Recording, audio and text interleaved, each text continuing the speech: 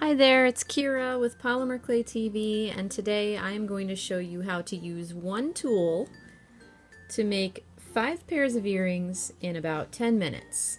So this is one of the beautiful pairs that was so quick and simple and easy to make, and it's Buddy's over here, and look, there's my kitty who's sitting in my lap because he just really wants to be with me.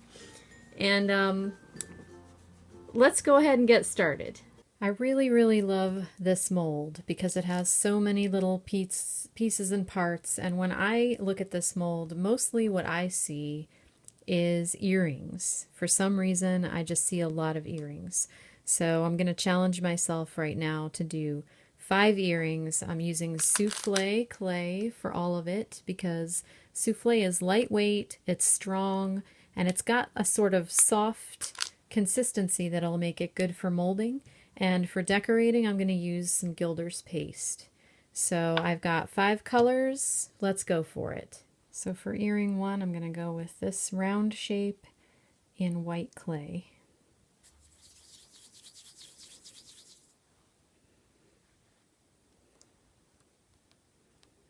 Molding with this mold is really easy as long as your clay is conditioned well, which means that it's soft, because the mold itself is a little bit soft. So isn't that pretty? It almost looks like the Om sign for yoga. Okay, so the mold is soft, so the clay needs to be worked a little bit to get it the right consistency to mold well in this mold. So make sure that it's nice and soft and that you've really warmed it up in your hands.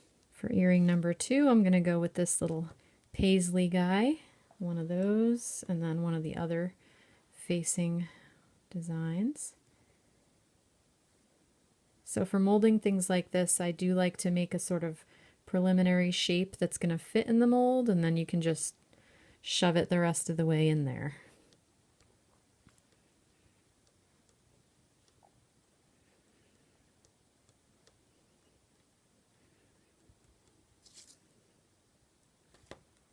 Perfect. Number 3, I have my eye on this one within this key lime color. I really like this color. So I start out by making 2 balls about the same color. That way I know that my earrings will be a similar thickness. And I just eyeball how big a piece of clay I think I'm going to need. Get it started and then shove it in there. If you have too much, you can always shave the back down. If you have too little, you can add more. If you have a big mold like this and you're full to the top like that, you can grab a rubber stamp and texture the back as well so that they're pretty from both sides. It's cold here in Maryland where I'm working, so I'm going to show you a trick that I have to get my clay going. I condition it lightly so that I can roll it out real thin. This is a number 5. This is about as far as my pasta machine can go without rippling my clay. But then it makes it so much easier to hold it in my hands and get it nice and warm. You know, it's much easier to warm through a thin piece of clay than a real fat piece of clay. So now you can see it's starting to meld to my hand, and it is nice and warm to the point where I can mush it. And that was what I needed, because this one's going in there.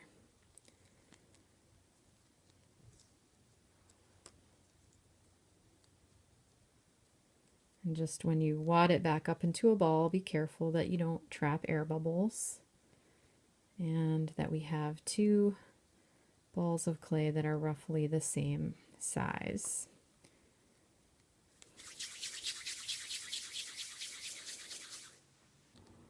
Get it in there. Make sure you're going out to the corners.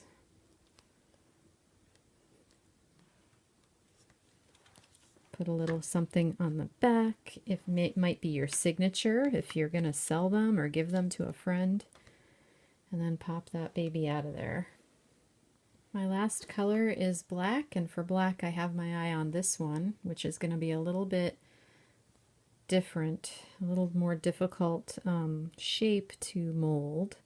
So I'm just going to start with a nice soft piece of clay that I can press here and mostly get sort of over and into the area that I want to mold.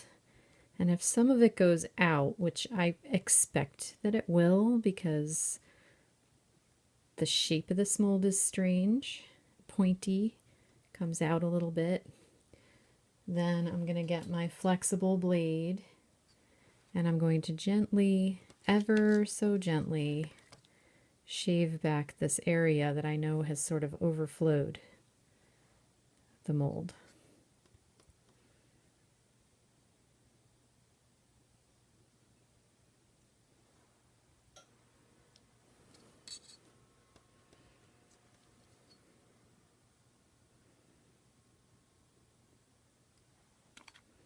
So just be careful, you don't want to cut your mold.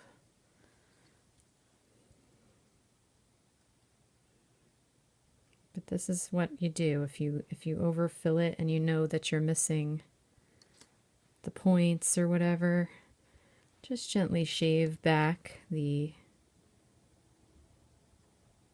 whole thing until you find your molded shape again.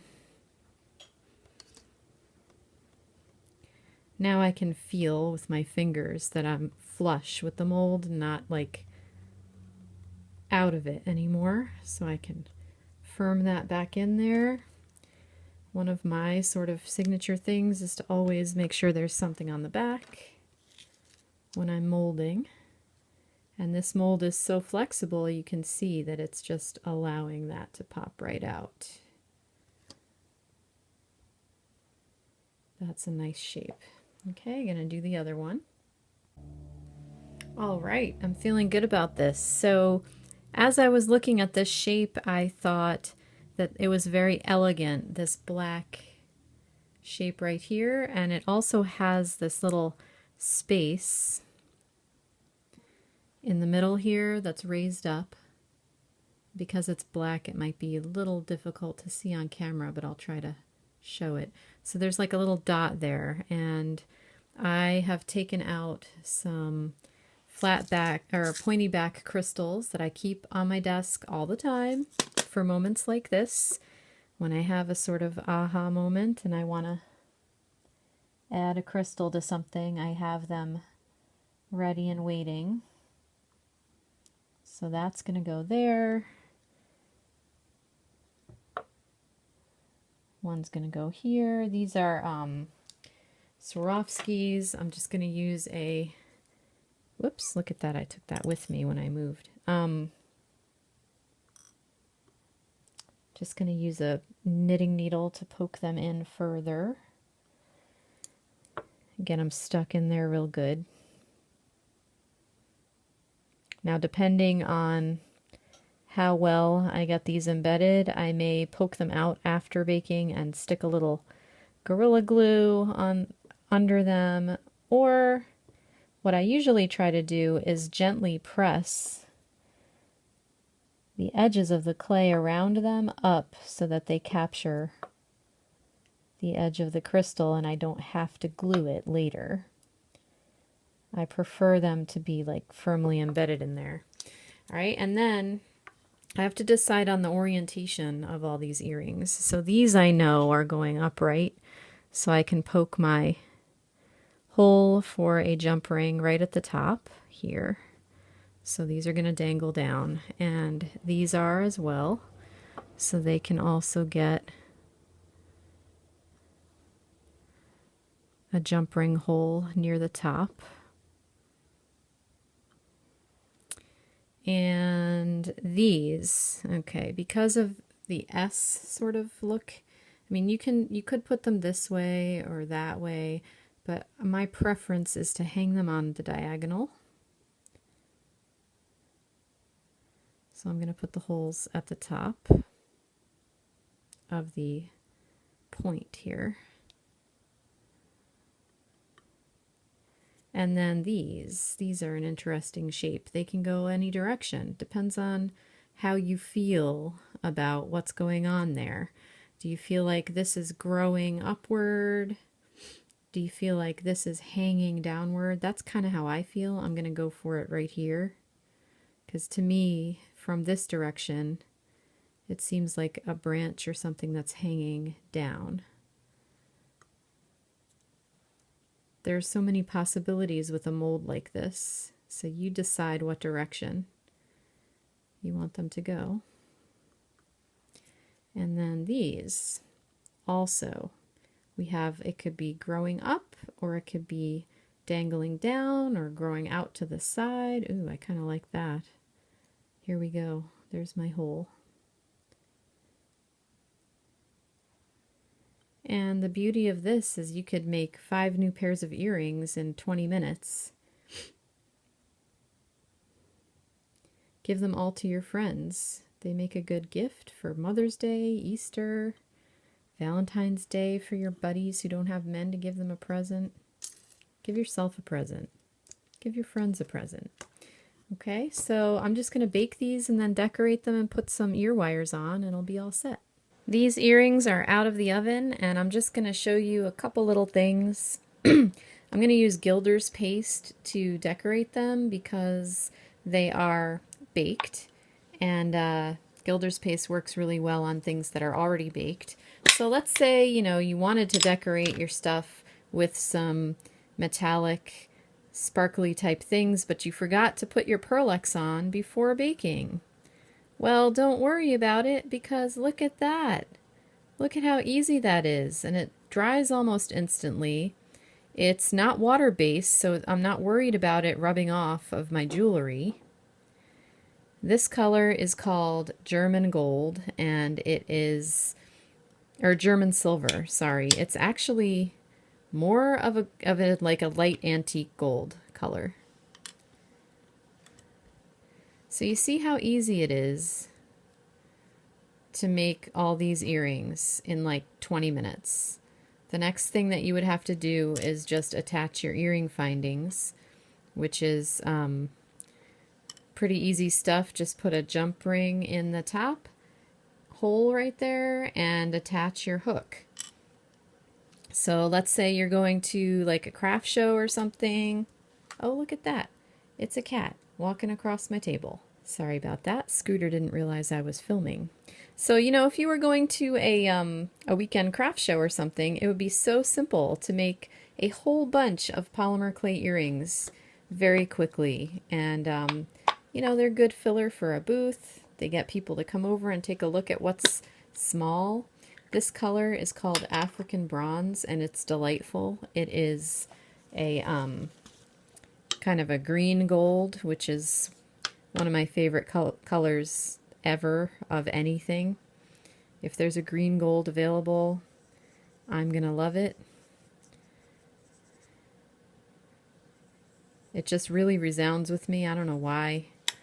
I just really love this color. So I'm gonna put it on the edges. And this Gilder's paste is a paste wax. It's just kind of my current fascination. It probably will never go away for me now that I found it. I was hesitant to use it in the beginning because it is oil-based, and you know, I tend to do everything with my fingers like you see me doing now, and it's, you know, I was nervous that it had chemicals in it that I didn't want to be touching, and because I know that I'm not going to prevent myself from putting my hands all over it. But, you know, I just figured it's such a great product. I just love how it turns out so much, and I'm not worried about it rubbing off if I wear my jewelry in the water, which is a concern, especially if you sell or, you know, give away as a gift something that you made. You don't want the person that you gave it to, you know, if they take a shower or something and then suddenly their piece is melting. And I was pretty much, you know, the thing that the catalyst for me is that I made something for my niece who is 9 years old, and she was really excited about it because she has an unusual name like me, so she doesn't often get things that have her name on it. So I was able to personalize a necklace, and then I realized she's in summer camp and she's going to go swimming and possibly rub off all the detail that I put on there because I used Inca Gold, which is water-based, and then I didn't seal it. So for this, I tend not to seal my stuff because I really like the interplay of the matte clay and the shiny whatever I put on it. So I don't like to seal it because sealing it tends to make it all the same, not some matte and some shiny. So now I have a product that I can use and give to people or sell and not worry so much that the finish is going to rub off the first time they jump in the pool or the shower. So that's my rationale for that. And I hope you enjoy it. Look at how pretty those black ones came out. So cool. So that is all with one mold. And you can get it at the shop at polymerclaytv.com. And come on back next week for more fun tutorials. Thanks for joining me.